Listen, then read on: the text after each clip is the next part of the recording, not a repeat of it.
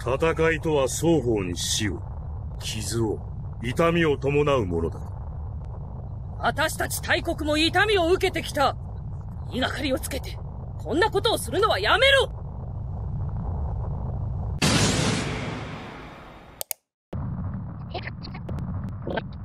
Ces mots que vient de prononcer le 5e Hokage vont mener à la destruction pure et simple du village de Konoha, car ils incarnent à eux seuls toute la version de Pain pour le monde shinobi. Mais pour comprendre comment cette simple phrase a déclenché la destruction du premier et plus puissant village de ce monde, une destruction qui n'était pas prévue par le chef de l'Akatsuki, il est nécessaire de revenir un peu en arrière. Vous verrez dans cette vidéo, l'arc Pain met en lumière les ravages de la guerre, les conséquences de la vengeance et le poids du sacrifice. Une démonstration puissante de la façon dont les mots peuvent déclencher un conflit ou construire la paix. Et que ce soit dans la diplomatie, dans le monde du travail ou tout simplement en voyage, j'apprendrai à personne que c'est essentiel de comprendre la langue de tes interlocuteurs pour évoluer dans le monde. Et c'est là que Rosetta Stone, partenaire de cette vidéo, peut vous être utile. Leur programme te donne tout ce qu'il faut pour maîtriser une langue, des exercices de prononciation, mais surtout des exercices de compréhension. Si tu veux entraîner ton oreille à reconnaître et comprendre une langue, t'as une bibliothèque entière d'histoires et d'audio à disposition. Perso, j'ai toujours regretté de ne pas avoir pris espagnol au collège, surtout quand je rentrais des cours et que c'était le prime de Bleach avec l'arc espada.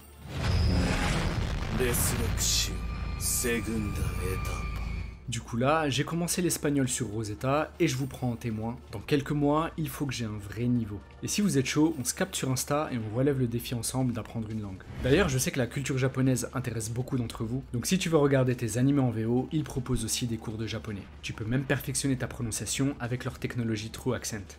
¿Tienes un perro? Si, tengo un perro. Bref, t'as 25 langues à portée de main et tout ce qu'il faut pour apprendre. En passant par mon lien dans la description, tu vas avoir 60% sur l'abonnement Lifetime qui te donne un accès à vie à toutes les langues de l'appli. Merci à vous, merci à Rosetta, et quant à nous, on est parti pour l'analyse de l'arc Pain.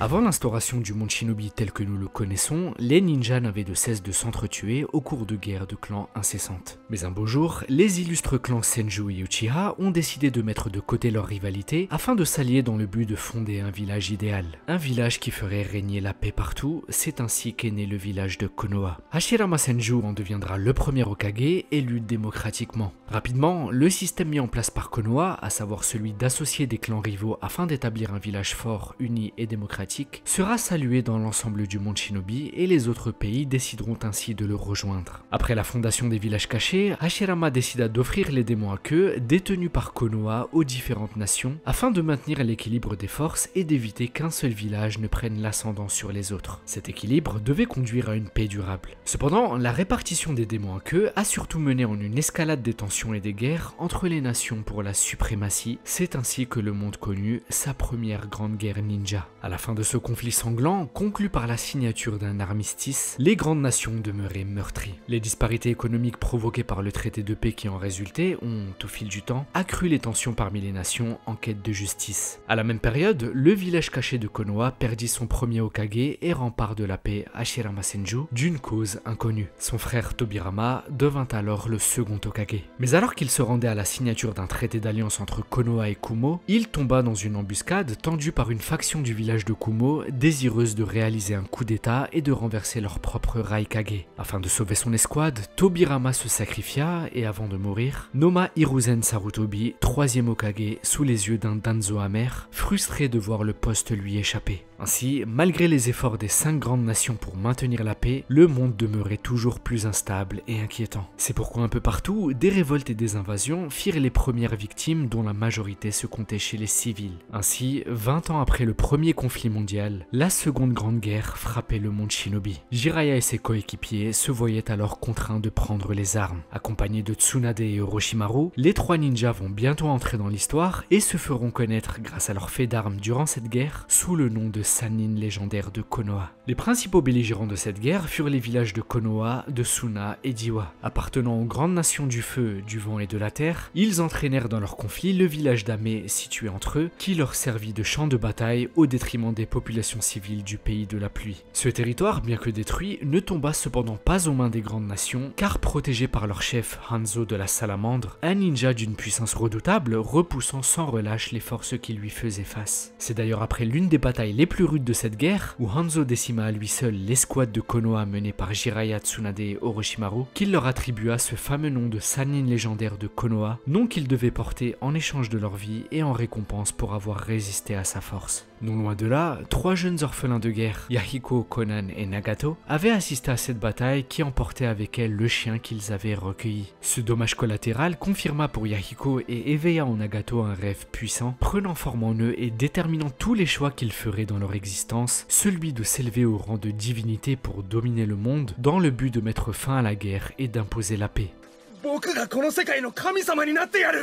C'est à partir de ce moment que nous verrons se dessiner tout au long de cet arc et plus que dans le reste de l'œuvre, un principe de dualité narrative. Depuis le début de l'histoire, Kishimoto a toujours construit son récit en opposant ou en faisant coexister des dualités. Ces dualités peuvent être concrètes, comme la coexistence des 2 lignées engendrées par le sage des 6 chemins, celle d'Indra qui donna naissance à la lignée des Uchiha, et celle d'Asura qui donna naissance à la lignée des Senju, 2 clans dont la rivalité semble inscrite dans le destin. Mais la dualité est aussi utilisée de manière symbolique, comme en témoigne Itachi, à la fois traître et sauveur de Konoha, ou encore d'un Obito qui utilisait le Kamui de son Sharingan pour chercher à détruire Konoha, tandis que Kakashi l'employait pour le protéger. 2 élèves formés par le même maître, Minato, mais ayant suivi 2 chemins opposés. Et lors de l'attaque de Konoha, Kishimoto a également exploité le principe de dualité pour structurer son récit. C'est ainsi que Minato devait endosser à la fois le rôle de père, protégeant sa femme et son fils, et celui de Hokage, garant de la sécurité du village tout entier. On retrouve aussi cette dualité dans l'opposition entre Minato, visage reconnu de Konoha, et son assaillant anonyme, dissimulé derrière un masque, l'élève face au maître. Plus tard, Minato finit par scinder le pouvoir de Kyuubi en 2, il scella en lui-même la partie Yin et confia à Naruto la partie Yang, 2 forces opposées mais complémentaires, symbolisant l'équilibre et l'harmonie. Enfin, cette attaque s'achève sur une dernière dualité poignante, la mort des parents en échange de la vie de l'enfant. Et c'est ainsi qu'en formulant leurs rêves, on constate que la dualité est ici utilisée pour faire coexister des éléments opposés. Yahiko et Nagato incarnent l'homme cherchant à devenir Dieu, la créature aspirant à devenir le créateur. Ce paradoxe et cet illogisme se poursuivent lorsqu'ils expriment leur volonté d'imposer la paix par la domination, d'arrêter la guerre en usant de la violence. Doucement mais sûrement, nous pouvions alors voir se dessiner les prémices de la pensée de Pain.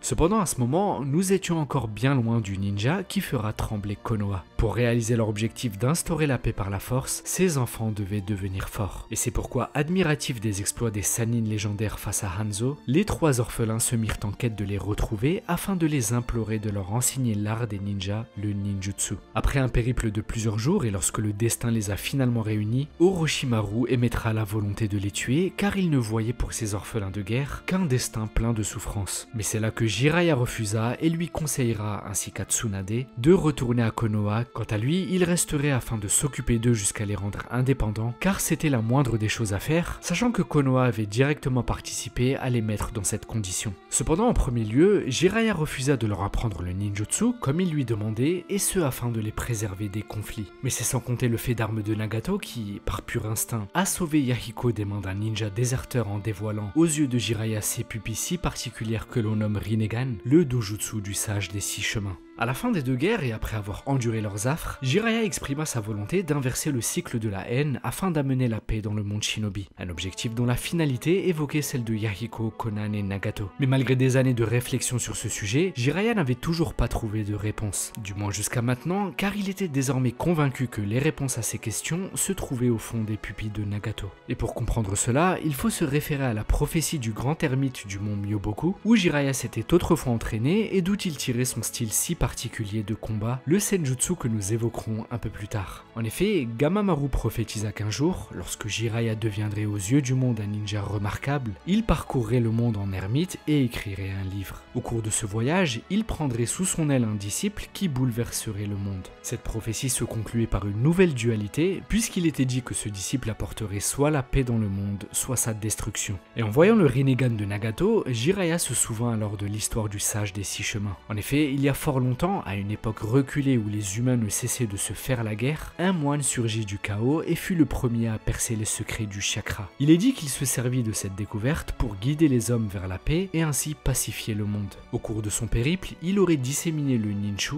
une philosophie ninja qui permettrait aux hommes de mieux se comprendre entre eux. Mais au fil du temps, ces derniers ont déformé son message initial et des enseignements du Ninshu, ils tirèrent le ninjutsu, les techniques ninja qu'ils utilisèrent pour combattre. La paix recherchée laissa alors place à la guerre. Mais quoi qu'il en fût, à son époque, le sage Rikudo était vu comme le sauveur de ce monde, un sauveur qui disposait, tout comme Nagato, du Rinnegan. Et c'est pourquoi Jiraiya, convaincu que Nagato était la réincarnation du sage Rikudo, décida de le former et de lui confier la tâche d'amener la paix dans le monde, lui qui était l'enfant de la prophétie. Le temps passa alors et 3 années plus tard, une fois leur formation achevée, Jiraiya reprit sa route avec l'espoir qu'un jour, cet enfant ressurgisse afin d'apporter la paix dans le monde. Et c'est effectivement dans cette voie que ces enfants s'engagèrent en fondant, quelques années plus tard, une organisation qui prit rapidement de l'ampleur, l'Akatsuki. Ses membres partageaient un même idéal, celui d'instaurer la paix sans recourir à la violence. On notera alors que la volonté d'imposer la paix par la domination et la force n'était plus, sûrement grâce à l'influence de Jiraiya. Leur principe était simple, parcourir les zones de conflit et aider les populations à mettre un terme à leurs querelles, dans l'espoir que cette bienveillance les pousse à rallier leur cause. Et alors que la troisième grande guerre ninja faisait rage, ce chemin les mena vers Hanzo, le chef du pays de la pluie qui, autrefois, avait mis à mal les 3 Sannin légendaires. Ayant eu vent des exploits de l'Akatsuki, Hanzo demanda à rencontrer leur chef, Yahiko, prétendant vouloir utiliser leur puissance pour arracher un accord de paix entre les 3 grandes nations qui s'entretuaient sur le territoire d'Ame, alors transformé en terrain de guerre. Mais alors qu'il croyait qu'une entente semblait avoir été trouvée, il n'en était rien. Hanzo ne cherchait qu'à tendre une embuscade à cette organisation qui prenait de l'ampleur dans son pays et menaçait sa souveraineté. À ses côtés, Danzo et les forces spéciales de Konoha l'accompagnaient, Danzo qui souhaitait, quant à lui, utiliser la force de Hanzo afin de renverser le 3e Hokage. Détenant Konan en otage, Hanzo demanda la mort de Yahiko, chef de l'Akatsuki, en échange de la vie de Konan. Face à un Nagato qui ne pouvait se résoudre à perdre les êtres qu'il chérissait le plus au monde, et une Konan qui les implorait de les laisser à son sort, Yahiko n'hésita pas à se sacrifier afin de sauver ses compagnons, remettant ainsi le salut du monde comme l'avait fait Jiraiya entre les mains de Nagato. Et si Yahiko n'a pas hésité, c'est tout simplement parce qu'il savait que le pouvoir de Nagato, dont il a été témoin durant toutes ces années, pouvait, davantage que le sien, changer le monde.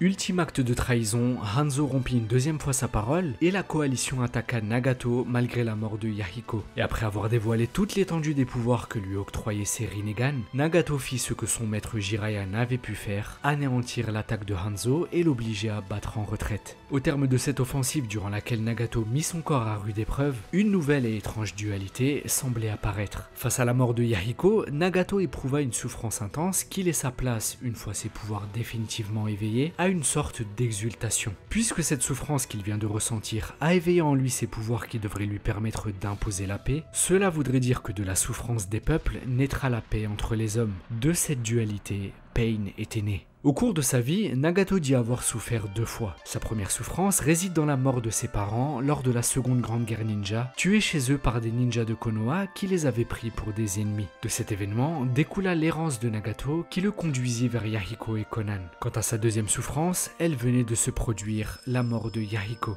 On peut noter que, dans les 2 cas, le village de Konoha est impliqué. Ses parents ont été tués par des ninjas de Konoha et Yahiko est mort à cause de l'action de Hanzo, accompagné par Danzo, membre des plus hautes instances de Konoha. Et de manière plus globale, Konoha porte une responsabilité directe dans la mesure où le village fut l'un des principaux acteurs de cette guerre qui a réduit le village d'Ame à un champ de bataille. C'est pourquoi en parallèle de son objectif final qui était d'apporter la paix dans le monde, Nagato nourrissait en lui une vendetta personnelle contre Hanzo dont les actions menaçaient la paix du village d'Ame et contre Konoha qui, par sa puissance et ses interventions, représentait à ses yeux une menace pour le monde entier. Mais pour apporter cette paix, celui qui hérita du commandement de l'Akatsuki devait passer au niveau supérieur. Lors de son combat contre Hanzo, Nagato a subi de lourds dommages. Ses jambes devinrent inutilisables et l'invocation de la statue du démon hérétique, ou Gedomazo, réduisit considérablement ses capacités physiques. Car pour contrôler l'immense pouvoir de cette statue, qui est la forme complète de Jubi scellée à l'intérieur de la lune, il est nécessaire de disposer des cellules Senju et Uchiha. On peut noter que Nagato est issu du clan Uzumaki, qui lui-même est issu de la lignée Senju. C'est d'ailleurs ce qui explique comment il a pu survivre à l'invocation du Gedomazo, simplement simplement car les membres du clan Uzumaki sont réputés pour leur grande force vitale et leur immense quantité de chakra. Ce phénomène explique également pourquoi, même après avoir été malmené lors de son accouchement, même après que Kyuubi lui ait été retiré de force, et même après avoir été transpercé par le même coup fatal, Kushina Uzumaki resta vivante quelques instants alors que Minato était déjà mort. C'est cette résistance particulière du clan Uzumaki qui les rendait si aptes à être de bons réceptacles pour Kyuubi, et c'est cette même force vitale qui permit à Nagato d'exploiter le Rinnegan. Quand bien même, étant désormais physiquement diminué, Nagato développa une technique à la fois ingénieuse et puissante, lui permettant d'exploiter pleinement le potentiel du dojutsu du Rikudo. Il nomma cette technique les 6 chemins de la souffrance, les 6 chemins de Pain. Son idée était de répartir le pouvoir de son Rinnegan entre 6 corps distincts qu'il contrôlait à distance. Et on peut noter que cette technique portait une double symbolique. Premièrement, elle permit à Nagato de faire perdurer Yahiko en tant que visage de l'Akatsuki, le visage de la paix qu'il voulait imposer au monde Shinobi. C'est principalement avec ce corps que Nagato interagira avec le monde. Deuxièmement, cette technique lui permit de concrétiser son rêve, et celui de Yahiko, rêve qui était de devenir une divinité capable d'apporter la paix au monde. En effet, chaque pouvoir disposait d'un nom spécifique, et le corps de son ami défunt hérita du Tendo, ou chemin divin, qui est le pouvoir principal de Pain.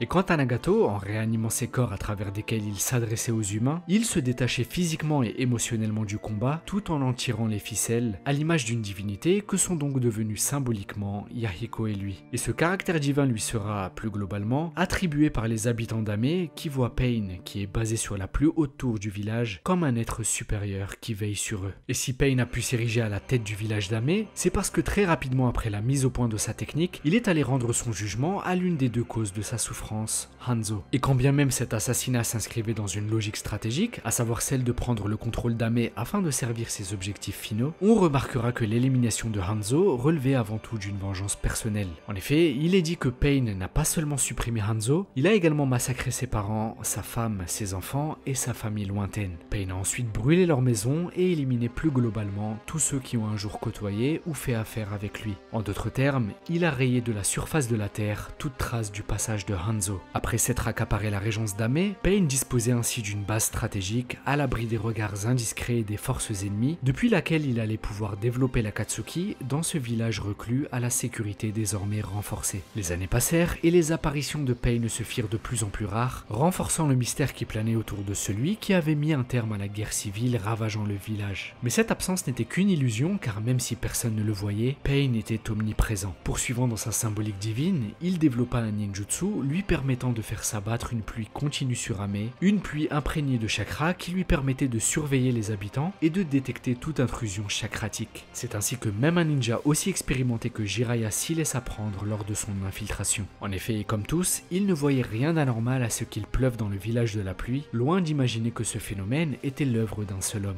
Et si Jiraiya se trouvait dans ce pays, c'est parce qu'il soupçonnait le leader de l'Akatsuki d'y être présent. Jiraiya savait que l'organisation en avait après les Jinchuriki et donc après Naruto. En effet, quelques années plus tôt, il avait déjoué une tentative d'Itachi et de Kisame venus à Konoha pour le capturer. Et même si, plus tard, nous apprendrons qu'Itachi n'était là que pour protéger Sasuke en prouvant à Konoha qu'il était toujours en vie après la mort du 3e Hokage, Jiraiya, quant à lui, l'ignorait. Il savait seulement que cette organisation représenterait tôt ou tard une menace pour Naruto et plus largement pour Konoha. Et quelle ne fut pas sa stupéfaction lorsqu'il apprit qu'Hanzo n'était plus le leader d'Ame et que celui qui avait autrefois mis à mal le trio légendaire de Konoha avait été vaincu par un seul et même ninja, se faisant appeler Pain. Pain qui cerna rapidement la présence de Jiraiya, qu'il alla confronter. Et l'arrivée de Jiraiya tombait à pic car Pain avait reçu pour mission par Obito il y a peu de traquer le dernier Jinchuriki qui avait échappé à l'Akatsuki, le réceptacle de Kyuubi, Naruto. En éliminant Jiraiya, indubitablement le ninja le plus fort de Konoha, la capture de Naruto n'en deviendrait que plus facile.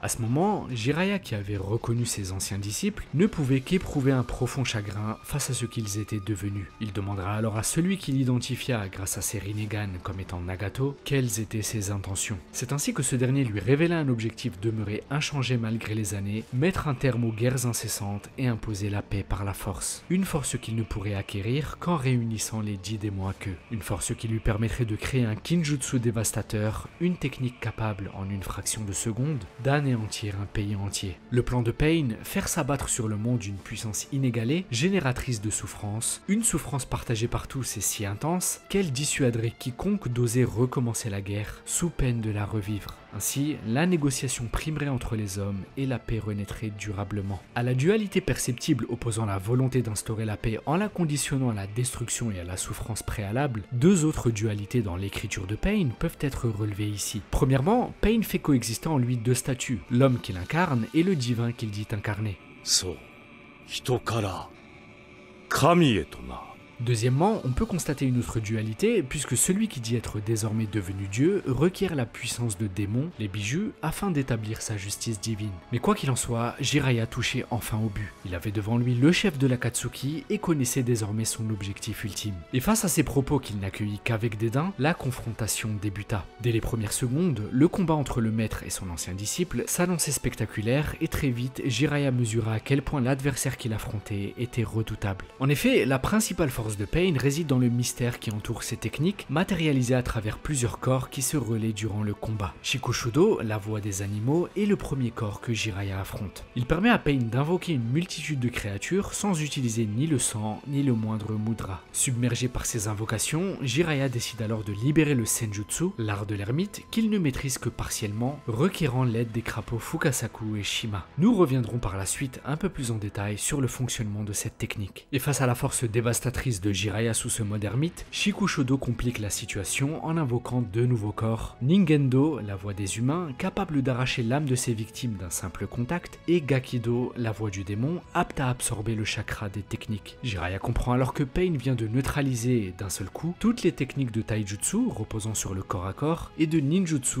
reposant sur le chakra. Seul le genjutsu pourrait encore se révéler efficace. Le génie de Jiraiya réside justement dans cette capacité à analyser et comprendre les pouvoirs de ses ennemis en plein combat. Il réalise rapidement que les trois corps partagent non seulement le même Rinnegan, mais aussi le même champ de vision. Ainsi, ces différents corps peuvent voir à travers les yeux les uns des autres et se transmettre des informations en temps réel. Et à ce stade du combat, il est intéressant de relever que Jiraiya est dépeint faisant physiquement face à deux voies possibles qui s'offrent à lui. Deux voies à l'image de celles qui s'offraient autrefois à l'enfant de la prophétie, cet élève en qui il avait placé tant d'espoir et qu'il ne reconnaît plus en Nagato. Finalement, l'ingénieux Jiraiya avait vu juste. En plongeant les trois corps de Pain dans un puissant genjutsu, il a pu annihiler leur action. Jiraiya prendra alors la douloureuse décision de mettre fin à l'égarement de son ancien élève. Il venait, à lui seul, de réaliser la prouesse qui était d'éliminer trois des mystérieux corps de Pain, dont l'un qu'il croyait être Nagato. Mais alors qu'il pensait en avoir fini, Jiraiya se fera surprendre par une attaque menée par de nouveaux corps de Pain, qui se présenteront en fin de compte à lui au nombre de 6. Shurado, la voix des Ashura, lui permet de matérialiser des armes mécaniques, et Jigokudo, la voix des enfers, lui confère une double capacité, extraire la vérité de la bouche de ses ennemis et restaurer les corps des autres chemins s'ils venaient à être abîmés comme l'ont été les trois vaincus par Jiraiya. Pain Rikudo était alors rassemblés pour l'assaut final.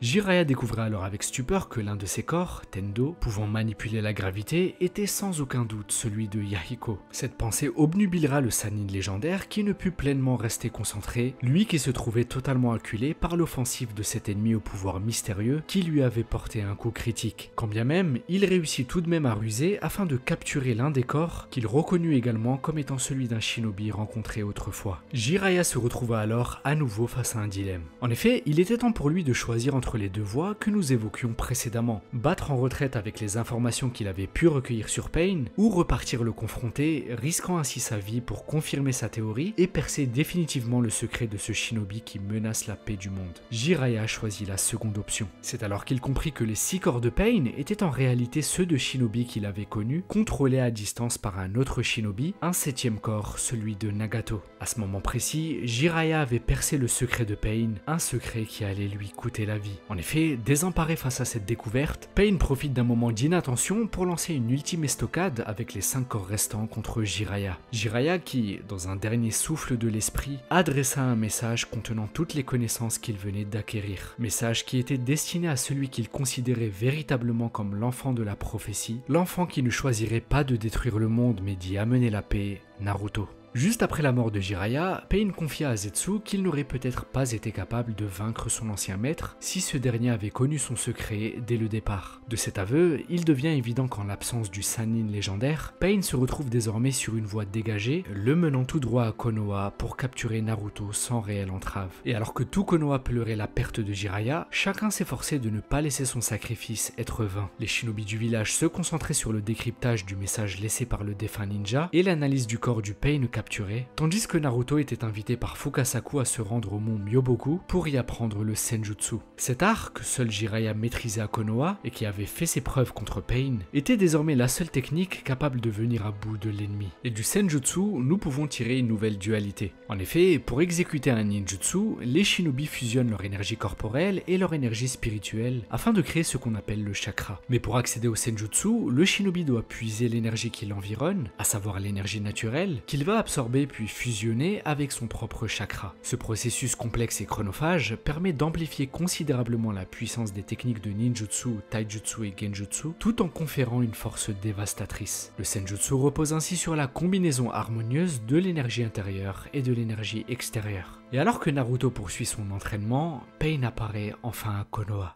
Ayant la ferme intention de capturer Naruto de façon expéditive, il ne tarde pas à lancer l'infiltration de Konoha avec un plan bien défini. C'est ainsi qu'ils forment deux groupes aux fonctions distinctes. Shikushodo, Gakido et Shurado auront la tâche de créer le désordre dans le village afin de faire diversion pendant que Ningendo, Jigokudo, Tendo et Konan rechercheront Naruto. L'attaque est foudroyante et les forces de Konoha, ce village puissant et très sécurisé, ne prennent pas immédiatement la mesure de son ampleur, peinant ainsi à se mobiliser efficacement. Les shinobi se retrouvent rapidement désemparés face aux différentes techniques de Pain qui n'ont pas d'équivalent dans le monde ninja. C'est pourquoi tous s'activent afin d'en comprendre le fonctionnement et prennent par la même occasion conscience de l'incroyable combat que Jiraiya a dû mener pour éliminer seul 3 de ses ennemis alors qu'il ne savait rien d'eux. Même un ninja aussi expérimenté que Kakashi, surdoué des forces spéciales Anbu et reconnu par l'ensemble des forces armées des autres pays, ne pourra rien faire face au pouvoir de Tendo, un pouvoir que Kakashi finira par comprendre, lui qui missionne Choji d'en informer Tsunade, mais qui ne l'empêchera pas de succomber d'épuisement face aux assauts de Pain, qui l'éliminera avec une facilité déconcertante. Après avoir vaincu Kakashi et tout en menant le combat sur plusieurs fronts, Pain se retrouve nez à nez avec le 5e Hokage. Et cette scène incarne une dualité très forte, opposant Pain, allégorie de la souffrance humaine collective, à l'Hokage du plus puissant pays, personnification de l'oppresseur à ses yeux, celui qui a souffert face à celui qui a fait souffrir. Pain en profite alors pour exprimer à Tsunade, qui a reconnu le visage de Yahiko, son ressentiment envers les dignitaires des grands pays tels qu'elle, un but d'eux-mêmes qui règne sur le monde en instaurant une paix confinée à leurs frontières, au-delà desquelles la souffrance des autres peuples ne les concerne plus. Il leur promet alors que ces pays aussi connaîtront la guerre et la souffrance. Lors de cet échange, Pain fait 3 découvertes cruciales pour la suite des événements. Premièrement, Ningendo, en extrayant les secrets de l'âme de Shizune, lui apprend que Naruto se trouve loin du village, au mont Myoboku. Cette découverte pousse Pain à se retirer, lui qui était là principalement pour capturer l'hôte de Kyuubi. Deuxièmement, en voyant le flux de chakra de ses opposants orienté vers leurs pieds, Pain comprend que Konoha, grâce aux actions conjointes de Jiraiya et Kakashi notamment, a décelé le secret de son pouvoir. Et troisièmement, les mots de Tsunade, qui mettent sur un pied d'égalité la souffrance des grands pays et celle qu'ils ont causée, agissent comme un stimulus, le décidant dans son action coercitive à venir. Toutes les conditions étaient réunies pour ce qu'il s'apprêtait à faire et qui n'était vraisemblablement pas prévu. Naruto, qu'il devait absolument garder vivant, n'était pas présent au village. Les ninjas de Konoha avaient décelé le secret de ces techniques et, pour finir, Konoha n'avait pas encore connu la véritable souffrance. Ces 3 découvertes mèneront Pain à s'élever dans le ciel, au-dessus de ce village qui portait les cicatrices d'une bataille sanglante. Ayant révoqué ses 5 autres corps afin de concentrer tout son chakra au sein de Tendo, le corps de Yahiko, Pain souhaitait se donner les moyens de punir ceux qui l'avaient fait souffrir, les punir dans le but de les éduquer, car ceux qui n'ont pas connu la vraie souffrance ne peuvent désirer la véritable paix. Shinra Tensei.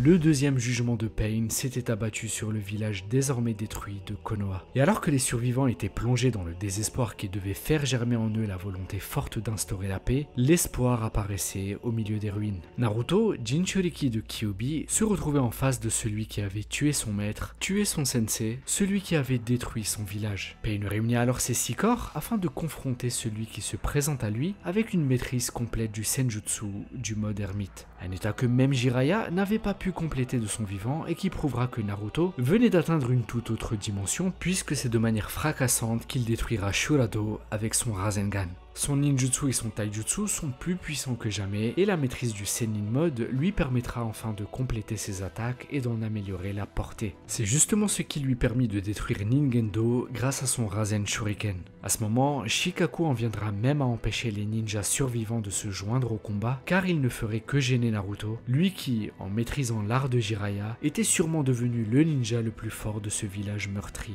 Un village qui avait déjà fait sa part dans ce combat en transmettant les informations recueillies sur Pain à Naruto. Naruto qui avait désormais toutes ses chances face à cet ennemi. En effet, Pain n'avait pas prévu d'affronter l'hôte de Kyuubi immédiatement après la destruction de Konoha. L'utilisation du Shinra Tensei à si grande échelle a mobilisé une grande partie de son chakra ainsi que de son énergie vitale, si bien qu'il ne pourra pas utiliser les pouvoirs de Tendo pendant un certain temps. C'est pourquoi loin d'être un affrontement reposant uniquement sur la puissance brute, le combat devient rapidement un duel stratégique. Pain alterne entre attaque et défense, contraint par son état, tandis que Naruto s'efforce de percer les capacités de son ennemi au fil de leurs échanges. À cet instant, une nouvelle dualité se dessine. Pour maintenir le mode Sennin, Naruto doit continuellement rassembler l'énergie naturelle environnante, ce qui exige de rester immobile dans un combat où la mobilité est vitale. C'est pourquoi il aura l'idée ingénieuse de concilier immobilité et mouvement dans sa stratégie en laissant 2 clones au mont Myoboku chargés d'absorber l'énergie naturelle pendant que son corps principal combat. Quant à Pain, on peut noter qu'il n'a jamais été expéditif dans ses combats. Que ce soit face à Jiraiya ou un peu plus tôt face à Tsunade, il a toujours cherché à confronter sa philosophie à celle de ses ennemis afin d'expliciter ses actions et de leur faire comprendre que la souffrance qu'il leur afflige n'a d'autre but que de les guider spirituellement et physiquement vers sa conception de la paix. Et il en fera de même avec Naruto lorsqu'il évoquera le lien qui les unit tous deux, celui d'avoir été les disciples de Jiraiya, un homme animé par un profond désir de paix. Quand bien même ces échanges seront ornementés d'offensives bilatérales, Naruto vient à bout de Shikushudo, Jikokudo et Gakido, et quant à Pain, il tue froidement Fukasaku et prend le dessus sur Naruto qui l'immobilise tout en prenant soin de ne pas le tuer. À l'image du cadavre de Yahiko, le discours de Nagato à travers Pain demeure glacial. À ce moment, il expose une série d'oppositions fondamentales. Il affirme que tout ce qu'il a pris à Naruto, Konoha le lui avait déjà arraché auparavant. Il reconnaît également que ce qu'il appelle justice n'est en réalité qu'une vengeance rebaptisée. Pourtant, le principe même de justice implique un jugement impartial et non une revanche personnelle. Par cette contradiction, il renie alors lui-même le statut de justice divine qu'il prétend incarner. Sa justice n'est rien d'autre que la vengeance d'un homme blessé. Lorsque Naruto se remémore les mots de Jiraiya, rêvant d'un monde où les hommes parviendront enfin à se comprendre, Pain les balaie en affirmant que les hommes ne se comprendront jamais, justifiant ainsi sa volonté d'imposer la paix par la force. Et puisque Naruto ne semble pas saisir cette conception brutale de la paix, Pain l'interroge sur la sienne.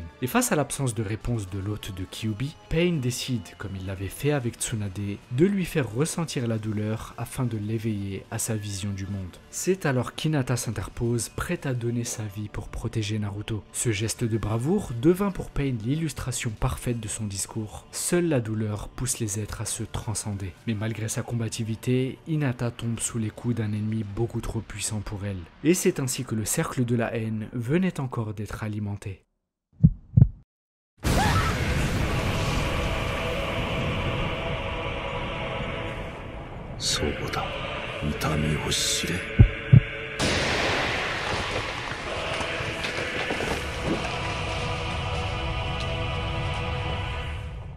À ce moment, nous entrions dans la phase finale de cette confrontation. La haine sans précédent que ressent Naruto lui fera libérer 6 queues de Kyuubi. Pain, satisfait d'avoir provoqué cette haine, combat de toutes ses forces pour prouver que sa haine est plus grande que celle du Jinchuriki. À ce stade, Naruto résiste au Shinra Tensei de Pain qui se dresse cependant de toute sa vigueur face aux assauts qu'il parvient à contrer. Le chef de l'Akatsuki, bien qu'à bout de force, joue alors le tout pour le tout en faisant renaître l'astre divin du Shibaku Tensei, la même technique qu'avait autrefois utilisé Hagoromo Otsutsuki pour emprisonner Jubi dans la lune. Face à ce dénouement, la haine insatiable de Naruto le poussera à totalement se laisser consumer par Kyuubi. Il s'apprête à libérer les 9 queues. Ayant perdu son maître, son sensei, son village, mais également celle qui était prête à donner sa vie pour lui, il ne restait à Naruto que le désir de vengeance, qu'importe le moyen. C'est à ce moment que s'est activé un jutsu mis en place par Minato avant de mourir lorsqu'il a scellé Kyuubi en son fils. Un jutsu qui devait lui permettre d'éviter à Naruto d'être totalement consumé par le démon. Et sa venue a permis par la même occasion à Naruto de faire une brève introspection lorsqu'il lui explique que ce qui a tué Jiraiya et tous ses alliés était en réalité le même système qui a créé Pain. C'est pourquoi après avoir réparé le sceau de Kyuubi, Minato confie à son fils la mission de trouver la solution à ce système malade. Naruto ressort du Shibaku Tensei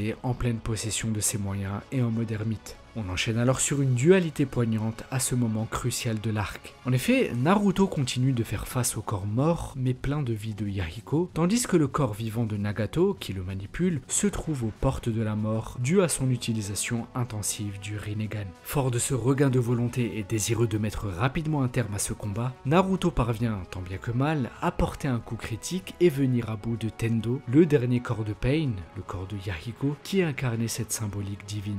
Et une fois cette prouesse réalisée, lui qui est le premier shinobi à avoir vaincu les 6 corps, Naruto, grâce au mode Sennin, parvient à localiser Nagato, le 7e et véritable corps de Pain. Sur sa route, il croise l'unité de renseignement de Konoha menée par Inoichi et Shikaku. Et à ce moment, une scène très intéressante se déroule. En effet, lorsqu'il lui demande s'il a vaincu le 6e Pain, Naruto rétorque en disant que vaincre ou perdre n'a pas d'importance. Il efface ainsi cette dualité fondamentale, créant une unité entre deux notions opposées, la victoire et la défaite. Et cette réflexion de Naruto préfigurait déjà la manière dont il allait mettre un terme à cet affrontement, lui qui insiste pour confronter seul le dernier Pain. Le dénouement de l'arc est imminent. Les 2 disciples de Jiraiya, les 2 enfants de la prophétie, sont enfin réunis. Et alors que Nagato s'attend à ce que Naruto vienne logiquement réclamer vengeance, lui qui était en effet animé par ce désir, ce dernier, guidé par les paroles de Jiraiya et de Minato, choisit au contraire de rompre l'engrenage de la haine qui gangrène le monde shinobi et qui a donné naissance à Pain. En découvrant l'histoire et le passé de Nagato, Naruto prend le temps de comprendre ce qui l'a conduit sur ce chemin. Leurs réalités sont fondamentalement différentes et il réalise que la paix dont Konoha a bénéficié a souvent été obtenue au prix de la guerre imposée aux autres. Ce savoir en sa connaissance, Nagato demandera à Naruto, dont il a perçu les souffrances, quelle est sa réponse, comment instaurer la paix dans un tel système corrompu. Naruto dira alors que même s'il ne pouvait se résigner à lui pardonner, il fait le choix de croire en ce à quoi son maître avait cru et c'est pourquoi il décide de mettre un terme à ce combat sans chercher vengeance. Et cette réponse que Nagato méprisait au plus haut point tant elle reposait sur les idéaux dépassés d'un maître qui, lui-même, n'était pas parvenu à instaurer la paix de son vivant, prendra pourtant tout son sens lorsque Naruto prononcera les mots suivants.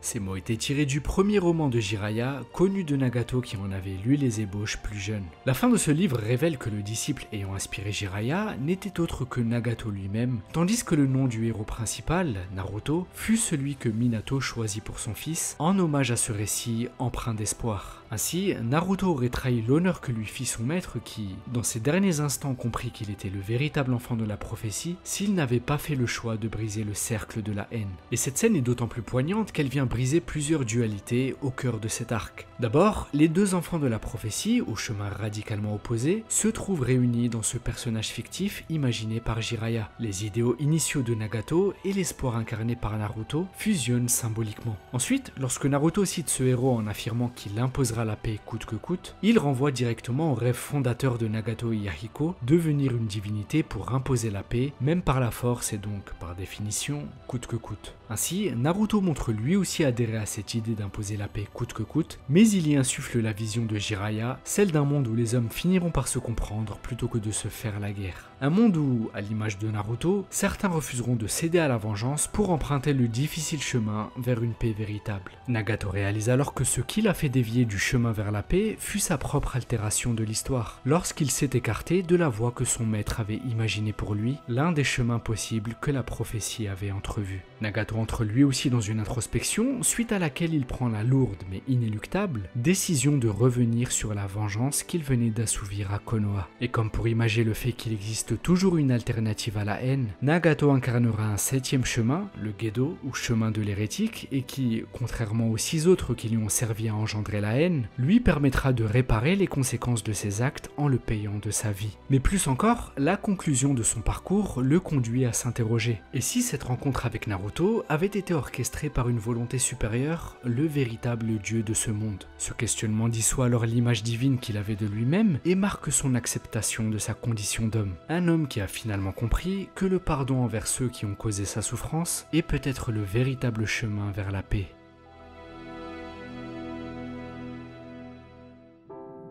本といい、お前といい、誰かが全て仕組んだことのように思える。いや、これこそが本当の神の仕業なのか。